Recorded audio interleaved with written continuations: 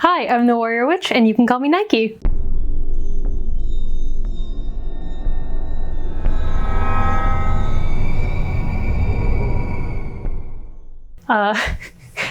Trying new setups as we do. We're in front of my altar space with my drying herbs and things. That's irrelevant. We're just having fun. It's hot. I'm slightly sunburned on my shoulders.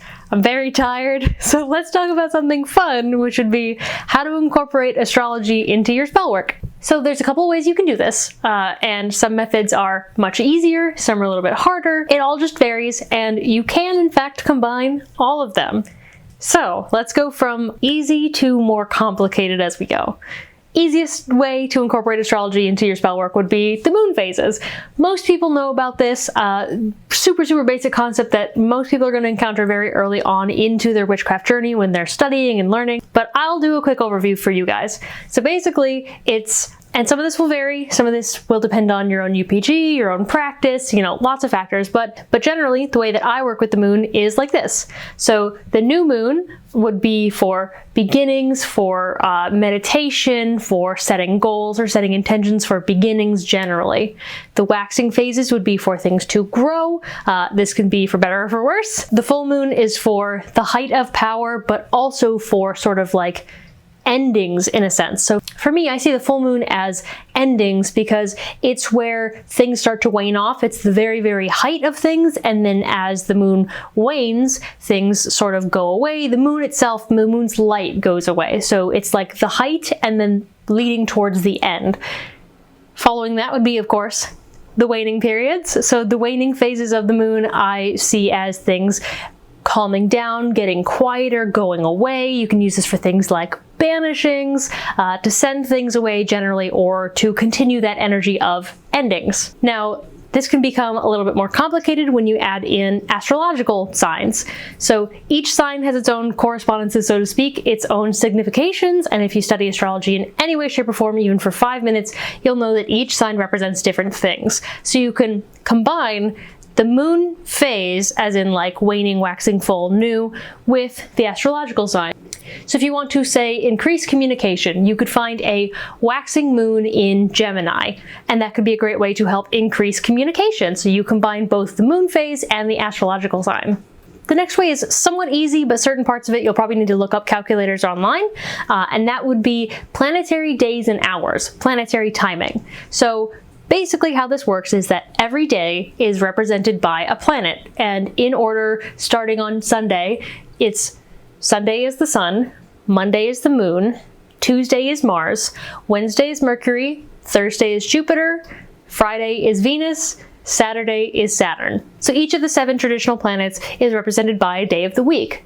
And these get broken down into hours. So you could have a Saturn day, but a Mars hour, depending on the day. There's lots of calculators out there. I won't get into the exact specifications of how everything works, but basically a good note to keep in mind is that a day, planetary-wise, does not end until sunrise the following day. So let's say you do you work second shift and you can't get the first Mars hour of the day, but the second Mars hour happens to be at 2 a.m.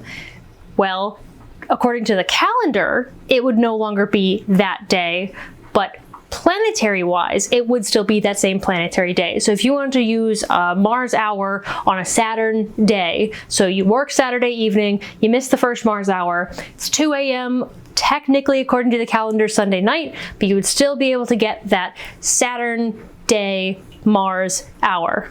Now, I don't know if that would work out calculations-wise, probably not, but that's just an example. So you have 2 different opportunities throughout the day to get the different planetary hours and mixing that with the planetary day. Now, you usually see this combined as like Jupiter hour, Jupiter day, Venus hour, Venus day, usually combining 2 of the same.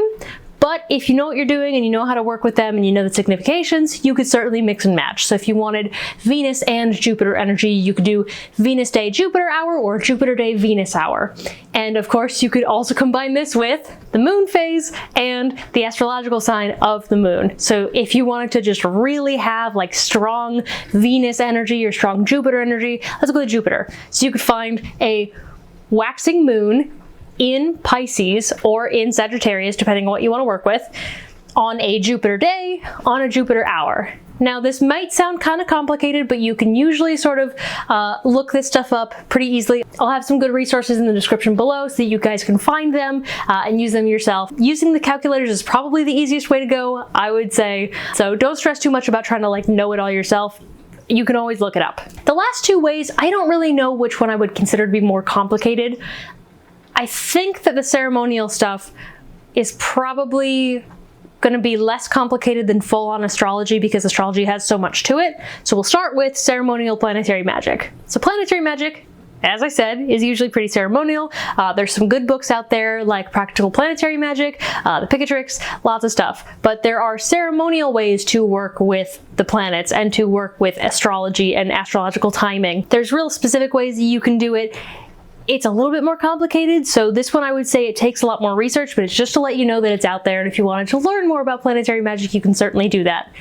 I believe Georgina has a video about this. I could be wrong. If she does, I'll put it here, this way. No, this way. Yes, I was right the first time. If she has a video on planetary magic, I'll put the link up here. If she doesn't, I'll add some books on screen that you guys can look up as well. Keep in mind it's a little bit more complicated, so I definitely don't really stress it for beginners, but for those of you who are a little bit more advanced, you certainly can do that. The final way that you can incorporate astrology into your spell work is, of course, astrology itself. So this one is what I would consider to be the most complicated or the most advanced technique because it requires a full knowledge of astrology, or at least a decent working knowledge of astrology to be able to piece things together. So knowing the planets, knowing the signs, knowing the houses, knowing the aspects, knowing all the bits and pieces that go together with all of that, being able to combine it all and electing a good chart for a spell. Most people are not going to go this complicated. Even myself, who knows astrology decently well, I usually just stick with planetary days and hours, and if I can match it up to the proper moon phase and sign, I go with that if possible. You know, most people are not going to go that advanced, but for longer term things like making talismans, making charms, and that's part of what some of the planetary magic stuff, some of the ceremonial things are. And making of talismans and charms and things like that, things that are sort of longer term where you pick a day way in the future and you choose to do specific kinds of workings or making certain charms and talismans, that's usually more of that planetary ceremonial stuff. So they do sort of go together, but you don't necessarily have to be a full working astrologer in order to do some of the ceremonial things. Now that being said, as complicated as some of this can sound, you really truly don't need to worry too much about the more advanced techniques. I find that the moon phases, the sign, and planetary days and hours suit me just fine. It does everything that I need, and if I can happen to match it up, everything together, that's great. If it happens to be that if I'm doing a Jupiter-based working, like for prosperity or growth or something like that, if I can have Jupiter be in a good position at the time, that's all the better. But even then, you don't really have to worry about that too much. A lot of folk traditions especially will incorporate just the moon and the sign together, where it's like a full moon in Taurus or a new moon in Aries. You know, a lot of folk traditions will have that. I know that the Ozark folk traditions and the Appalachian folk traditions, they use a lot of that. Some of it's like planting by the signs, like what things you plant when, healing by the signs, healing by the moon phases, things like that. So it's certainly not an exclusive to any one tradition thing, and it's accessible to everyone. I think it's really, really fun to be able to include those things and to start sort of edging your way into astrology that way in your spell work. It can definitely be a great boost if you have all the correspondences, but you feel like you're just missing a little something.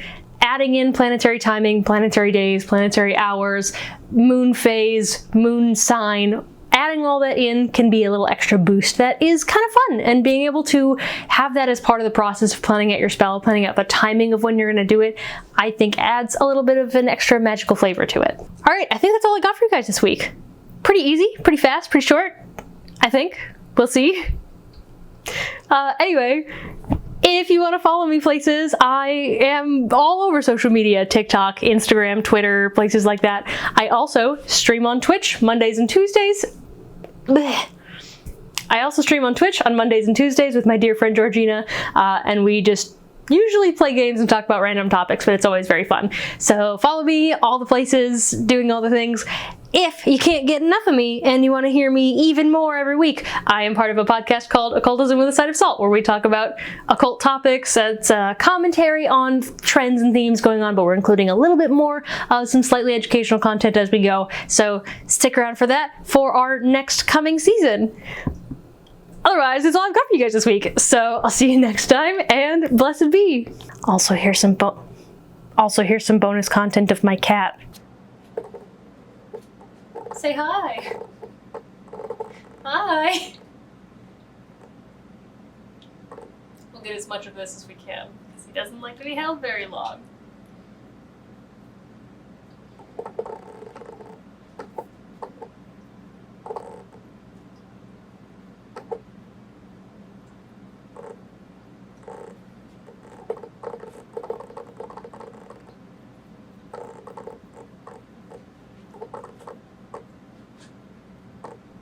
Oh, goodbye.